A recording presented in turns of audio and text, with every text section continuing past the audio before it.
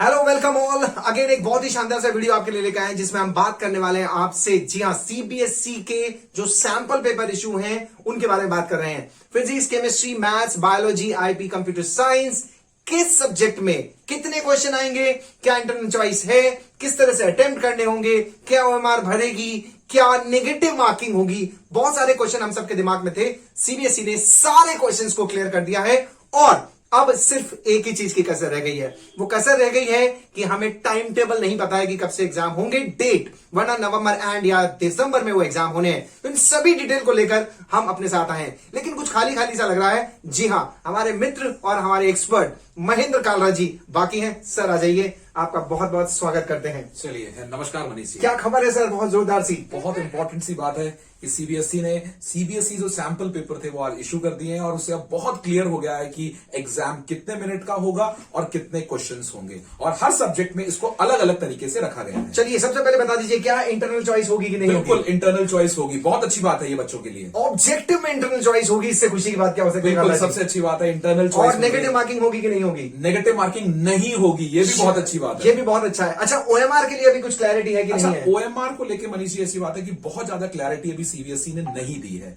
पर यह भी मुझे लग रहा है कि पहले वाले लेटर में उन्होंने कहा था कि ओएमआर होगी, पर जिस तरह से वो एग्जाम पैटर्न को बता रहे हैं मुझे लग रहा है कि ओएमआर होगी।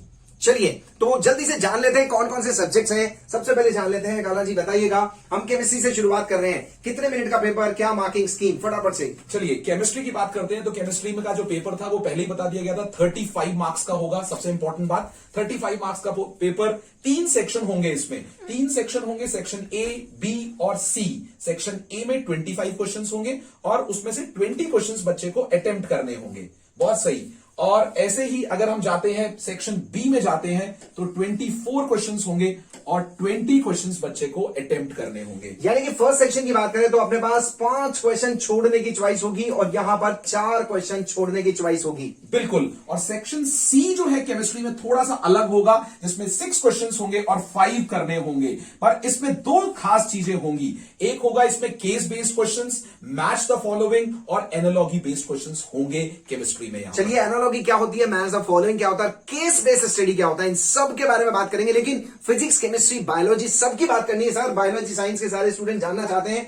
जल्दी से बायोलॉजी की बात कर लेते हैं। इसमें भी 3 सेक्शन होंगे, 24 क्वेश्चन आएंगे और 20 क्वेश्चन ही अटेम्प्ट करने में, यानी कि 4 क्वेश्चन की यहां पर चॉइस दिखती है। 24 क्वेश्चन सेकंड सेक्शन में होंगे, इसमें भी 4 की चॉइस है। केमिस्ट्री में ज्यादा चॉइस नजर आ रही है। चलिए बात करते हैं, लेकिन सेक्शन सी में यहां पे 12 क्वेश्चन होंगे सर और सिर्फ 10 करने होंगे। यानी कि बायोलॉजी में अगर बात करें तो क्वेश्चन ज्यादा अटेम्प्ट करने होंगे, ज्यादा नंबर में आएंगे। लेकिन मार्किंग स्कीम कैसी रहेगी काका जी फिर?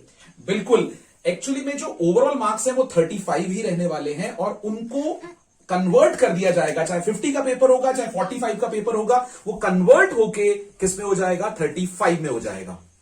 चलिए अब बात कर लेते हैं यहां पर इंग्लिश कोर की। इंग्लिश सबका कॉमन सब्जेक्ट रहने वाला है। काला जी इंग्लिश के बारे में बताइए जल्दी से। बिल्कुल, इंग्लिश में जैसा पहले होता था पेपर वैसा का वैसा ही होने वाला है मनीष जी। लगभग वही चीजें होने वाली हैं, क्योंकि जब इंग्लिश की बात करते हैं तो वहां पर हर ये रीडिंग सेक्शन है, वहां राइटिंग स्किल्स है, वहां पे लिटरेचर है। जो चीजें पहले जो नॉर्मल, देखिए कितनी अच्छी बात है जो सीबीएसई ने यहां पर करी है कि सबसे अच्छी बात यह है कि जो डिस्क्रिप्टिव पेपर इंग्लिश में होता था वही चीज उन्होंने वहां पे रखी है। अगर हम रीडिंग सेक्शन पे जाते हैं तो रीडिंग सेक्शन में 18 क्वेश्चंस होंगे टोटल और 14 करने होंगे। अगर हम राइटिंग स्किल में जाते हैं तो 12 होंगे और 10 क्वेश्चंस अटेम्प्ट करने होंगे।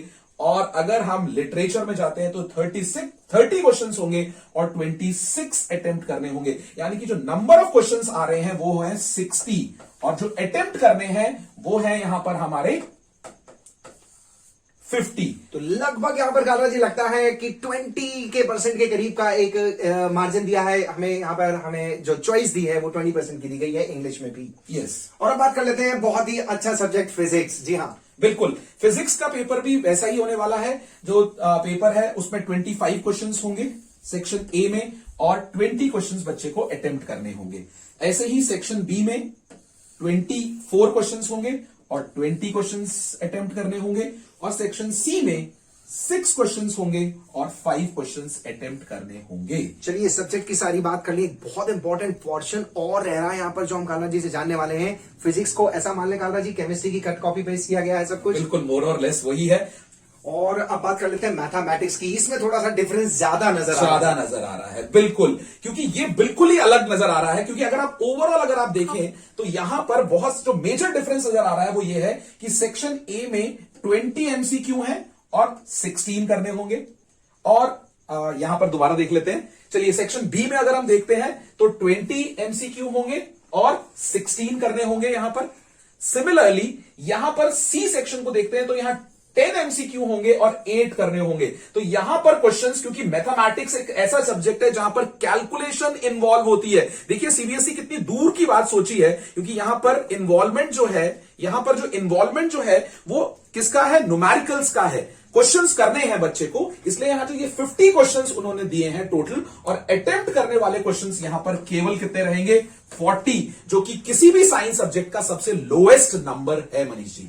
जी बिल्कुल सर। और पीएचई जो सबसे आसान सब्जेक्ट माना जाता था, उसको देख लेते हैं क्या करने वाले हैं। उसमें तो वैसे ही नंबर बहुत सारे आते थे, यहां पर भी वही 1.5 घंटे का टाइम दिया गया है। और क्या क्या होने वाला है, 24 क्वेश्चंस और 20 करने होंगे। सेक्शन ए 24, फिर 20 और 12 10, यानी कि क्वेश्चंस मिले हमें 60 और अटेम्प्ट करने होंगे हमें 50 क्वेश्चंस। तो मान लें यहाँ पर काला जी बायोलॉजी वाला पैटर्न आ गया है इस जगह पर फिर बिल्कुल बिल्कुल बिल्कुल। और ये आईपी है, आईपी भी एक कंप्यूटर का ही सब्जेक्ट है, ये भी काफी नया सब्जेक्ट है। और इसमें भी यहां पर इन्होंने जो पैटर्न रखा है ये है कि जो पहले 25 क्वेश्चंस आएंगे उनमें से उनको 20 क्वेश्चंस अटेम्प्ट करेंगे। ये लगभग ज्यादातर जगह सेम है। फिर 26 से 49 ये नंबर इन्होंने नंबर दे दिया है यहां पर इन्होंने, है ना।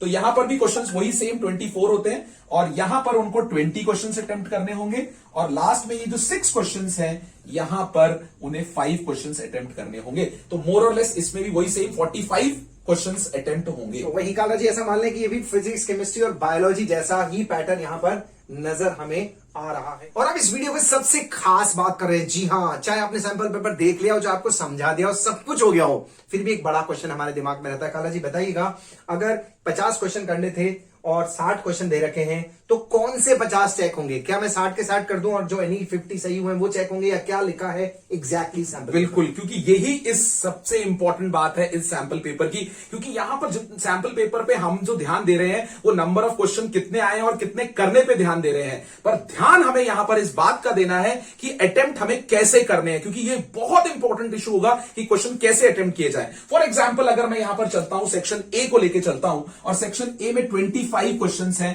तो उन्होंने कहा है कि 20 करने हैं। अब 20 करने हैं तो वो 20 कैसे करने हैं ये इंपॉर्टेंट होगा। इसमें सीबीएसई ने बहुत क्लियर ये क्लैरिफिकेशन दिया है कि जो पहले 20 आपके सही होंगे वो ही इंक्लूड होंगे मार्क्स के लिए। अगर आपने 25 क्वेश्चंस किए हैं तो जो पहले 20 आपके होंगे वही चेक होंगे, बाद वाले आपके चेक नहीं होंगे, उनके अकॉर्डिंग आपको मार्क्स नहीं मिलेंगे। इस बात का बच्चों को बहुत ध्यान रखना होगा। जी काला जी, इसको अपन एक और सैंपल से समझ लेते हैं। यहां पर मान लीजिए मैं एक छोटा सैंपल ले रहा हूं। मान लीजिए 12 क्वेश्चंस दे रखे हैं सेक्शन में, और आपने अटेम्प्ट किया इसका आंसर ए, इसका सी, और इसको छोड़ दिया डी, ए, बी, सी, डी। ये अगर हम इस तरह से अटेम्प्ट कर रहे हैं मान लीजिए, और फिर 9th भी छोड़ दिया, और यहां पे लिखा ए, बी, सी, डी। 13 क्वेश्चन में से आपने करने अटेम्प्ट थे 10, लेकिन अटेम्प्ट कितने कर लिए? 11। तो सीबीएसई कहता है यहां से शुरू करके यहीं तक का चेक किया जाएगा। इसमें सही गलत जो भी आपके मार्क्स हैं वो यहीं से अलॉट होंगे।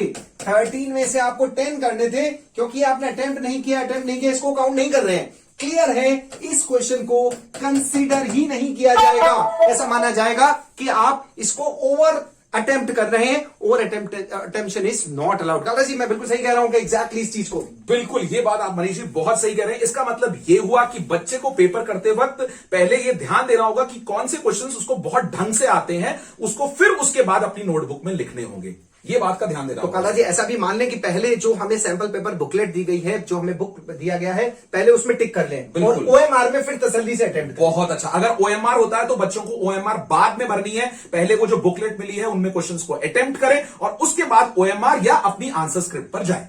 जी, इस तरह से आपको यह हमने एक डिटेल वीडियो बताया, और काला जी हमेशा की तरह एक्सपर्ट की तरह हमारे साथ थे, जिन्होंने सबसे पहले ये वीडियो बनाने की कोशिश की हम सबने आपके लिए। नेक्स्ट हम पेपर डिस्कस करेंगे केमिस्ट्री का। Stay connected, stay motivated.